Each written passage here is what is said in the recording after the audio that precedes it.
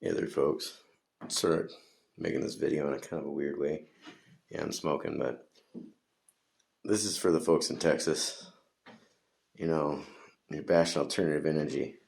I gotta tell you, there's a reason why your guys' stuff failed, and your windmills and your solar failed, and you're left at the mercy of the weather, literally. You're left at the mercy of Mother Nature. See, the reason why your alternative energy systems failed you guys is because not only do you need one of these, which is what you guys do have, this is an inverter. It converts the power from, in your guys' case, windmills, or in some of the areas, possibly solar panels, into usable electricity for your homes. But there's another key element to having an alternative energy system to make it viable, is that you need a battery bank. And for those of you who are arguing about the use of batteries, it's easier to recycle a battery than it is to recycle the materials from a nuclear power plant. In Oregon, if you go along Hermiston, you'll see all these little hills that look like little bunkers. Where do you think they stored some of the nuclear materials from the Trojan power plant at? And they did the same thing with some of the materials that was used when they built the A-bomb back in World War II. Yeah, Hermiston, Oregon, and those areas were very much a part of that whole situation. But that's a different story that you guys can look up. I do get a little irritated when I hear liberals saying we have to go all alternative energy now. And I get irritated when it comes to conservatives saying it doesn't work. Because neither side is right, neither side is wrong. You're just either ill-informed or uneducated or ignorant, or all of the above. This whole subject of alternative energy because of the Green New Deal has become a political argument, and it shouldn't be that.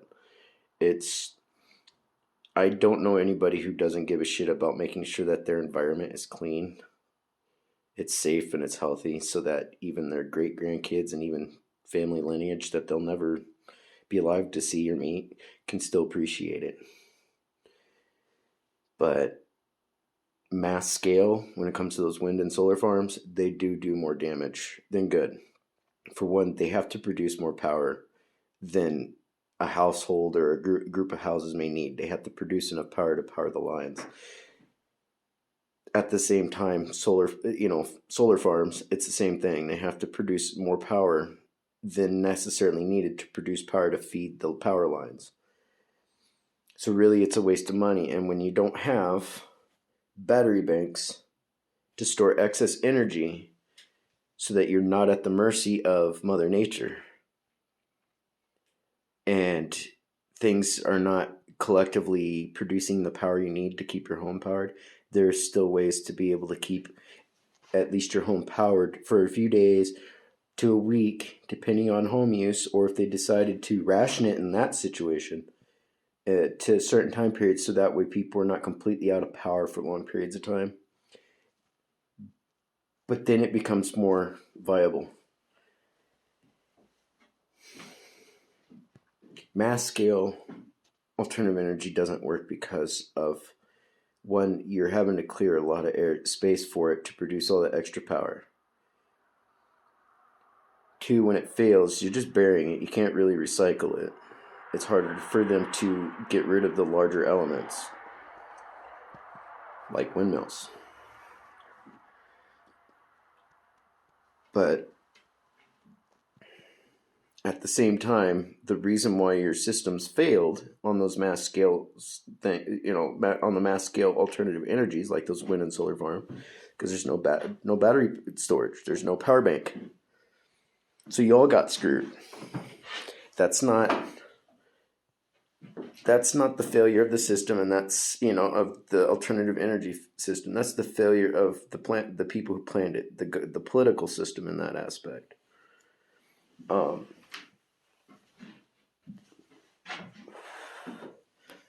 Liberals, if you were to push everybody onto a mass scale alternative energy type situation, clear cutting will become a thing like you've never seen before because people will struggle to keep their homes heated.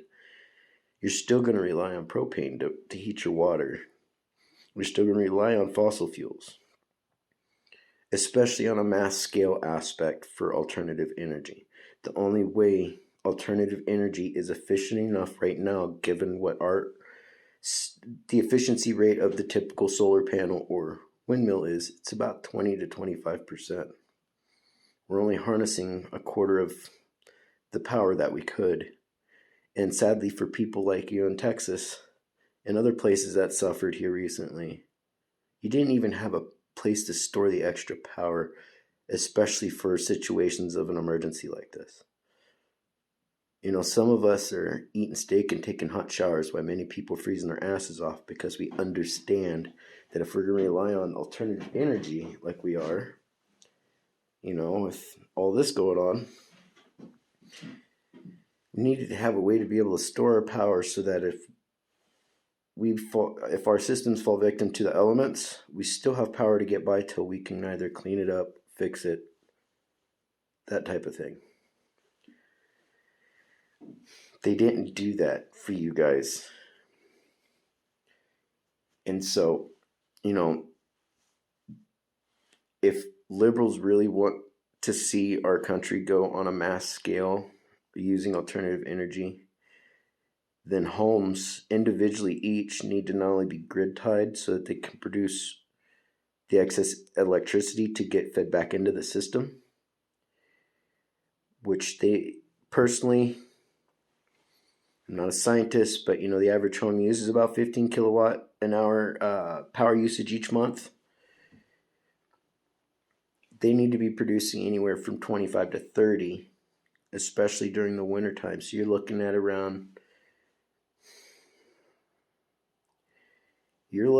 least at the minimum, you know, for a really good solar panel, you're probably looking at least 25 panels. That's the least, and that's guesstimation. I'm not sitting here doing the math right now. I'm just giving you kind of an example here. But you need to be able to produce twice the power that you're actually using during the winter time, because it's when you're going to be producing the least amount of power. So you need to make sure that you're producing, like I said, double the amount that you're going to use during winter, because during summer you're going to probably be using a quarter of that power, and all that excess electricity goes back into a system. And if they start creating large battery banks that can store this excess power, because a lot of these businesses, these companies, they can still produce alternative energy, but obviously they can't produce enough to power all the machinery. At least to some degree, main power grid stuff, you know, in the sense of fossil fuels or coal or whatever, they're still at least able to power those main industries until there's a more efficient system put into place to power them. But in the meantime, having those battery banks and all that stuff, individual homes and businesses becoming a collective power cell that produces more than enough energy that they need to be able to supply to a battery bank, and in that sense can still supply energy to an apartment complex. You got to remember, each apartment in an apartment complex, especially, you know, if you look at 1 to 2 bedroom homes, they use about 10 kilowatts of power to 12, and then 3+ bedrooms is about the same as a house, and the 15 kilowatts or more.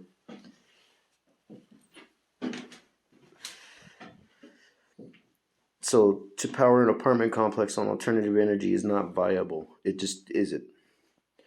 To do so, you have to do so in a collective sense. And if you want mass scale, you can't go create wind farms on it. So I'm going to tell you too, wind farms and solar, you won't see a tree or a bush that's taller than the implement that's placed there. And what's one of our biggest air filters on the planet? It's our plants. So you're going to be clearing out a lot of plants to provide that power. So you're actually going to do more environmental damage just so you can charge your laptop. People who live off-grid and on alternative energy like ourselves, we have to make major changes to our homes and our livelihoods, and not just slap the stuff on and we're good to go. It doesn't work that way. Your water heater uses up your primary electricity. That's about 5 to 5.5 kilowatts on almost constant use. So you want to go spend 10 to 15 grand on a system that's going to primarily power just your water heater. It's not viable. So to be able to do it, you have to remove your water heater and then replace it with a propane one. So now you're relying on fossil fuels. So unless you can drop, say, between 30 and 40 grand to at least produce at the very minimum of a 10 to 12 kilowatt system or more, somewhere around the 15 to 20 at that point, if you can. You know, because prices range quite big in that industry for prices or for cost on everything. You're going to need to be able to produce a big one so that you can provide enough power to your water heater alone. Space heaters use anywhere from 3,500 watts, so that's 3.5 kilowatts, to 72 or 7,500 watts, which is 7.2 to 7.5 kilowatts of power. Just a space heater. You know, something like, looks like the radiator heaters or your little floor heaters with that little element and the fan inside the little metal things. Those use up a lot of power, including your little under the desk heaters. They use a lot of power. Some of your TVs use more power than your refrigerator. Some of them will use more power than your stove, your kitchen stove. These are all things you have to keep in mind. And like I said, in order for any alternative energy system to be, you know, at least effective, especially when you need it most, like you folks in Texas, and then you're talking shit about alternative energy because you don't realize you guys need that. If you're going to implement alternative energy at all, you can't just rely on a windmill and a solar panel to produce electricity 24 hours. It does not happen. Wind does stop and it does get dark. You can produce minimal electricity from the starlight and moonlight, but not enough to be efficient. And the way to get by that is you have a battery bank. And then when you have moments where you've got Mother Nature kicking in winter or whatever, you're at the mercy of Mother Nature, like people in Texas and other parts of the country. You're not worrying about going cold. You're not worrying about at least being able to heat up your food. And that's why your alternative energy systems failed in Texas. It's not just because they froze. It's because there was nothing in place to store the excess energy needed for you guys to be able to sustainably make it without suffering so badly. Last winter, we went 7 months without proper electricity or water. I mean, I had to literally drive to families' homes to be able to get water and truck it in because our water well relied on the ability of having electricity, and we didn't have electricity. You know, I sometimes, part of me doesn't feel bad for a lot of people who are having to go through what's going on right now, because when we went through it, we begged for help and we pretty much got called pussies. And yet, people from a state that I consider those people to be some of the most toughest Americans in our country showed that getting cold made them the biggest wimps as well. You know, Antifa was still out destroying shit over all this, and people were complaining about how cold they were. You know, we went, like I said, we went 6-7 months on the side of a mountain. That's where I live. I live on the side of a mountain at 4,200 feet, just a little over.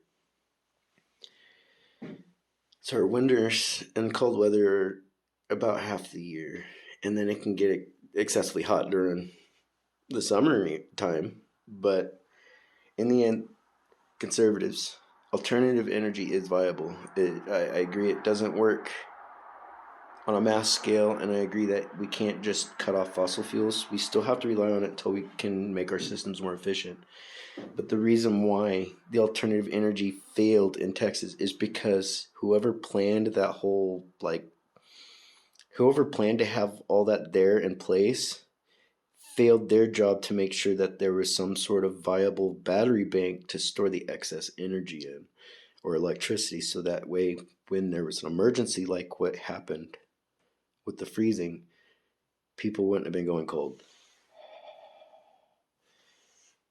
Yeah, it's snowing here too. See? So, like I said, you know, liberals, you guys, I've always said myself when I watch people comment about alternative energy online, especially, you know, a lot of you liberals and a lot of you, even you conservatives, I can tell who is actually living that lifestyle or who has studied up on it just by how they respond or argue it. A lot of you liberals have not thought it through because our systems to do what you think, it's going to take a lot more work. And if we were to do what you do, a lot of people are going to freeze a lot more every winter. You're going to see clear cutting happening, illegal cutting happening, because people need to stay warm. They need to keep their families warm. They need to be able to eat and heat their food, not just eat, you know, frozen meat or frozen vegetables. Nobody wants to live that way. Nobody does, and that's on any scale. And I wish I could help everybody, but in the end, you need to realize there's a lot more to off-grid living than just plug and play. It doesn't work that way. It's a change of lifestyle. It's a change of your home appliances, how you utilize your electricity, and what you intend to utilize it for. Because some people may not need a big system. They might just need the minimum, where others, they might work at home, or they might have a larger family, or they might, you know, like living in a place where I'm at, so I'm not having to go out and cut down tree after tree to make sure I have 10, 12 cords to get through the winter. I just make sure that there's at least enough power in play that if I have to, I can run a space heater. You know, we're doing all right in that aspect. We still need to add on to our system. We have a windmill, but we need to get the tower for it. We'd like to add more panels and get another windmill on top of the one that we got, so that we could efficiently be producing around 15 to 20 kilowatts during the winter time. So, I mean, I hope this helps people. I had made one video earlier and decided to delete it because, I mean, I was being a little harshly critical, but in the end, there's too much politics in this argument of alternative energy, and really the common thing is that people need to look that there's a common goal.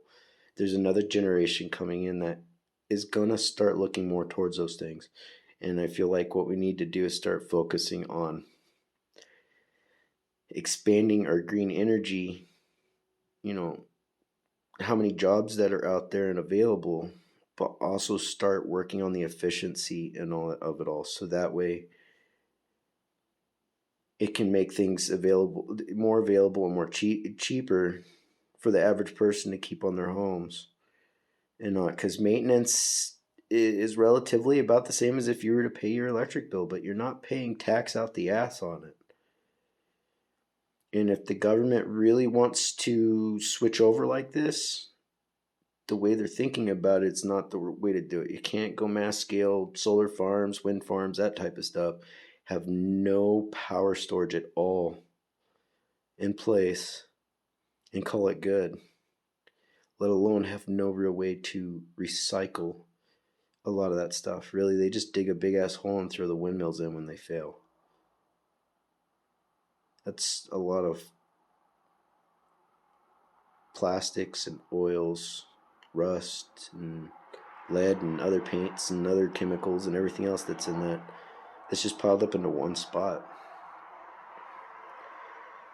and left to just rot in the ground. I mean, it can really make it hard for plants to even grow in that area. I mean, a lot of you green thumbs out there, farmers, pot growers, all you guys, you know that if your soil is dirty with a lot of chemicals and stuff, it's hard to grow stuff there.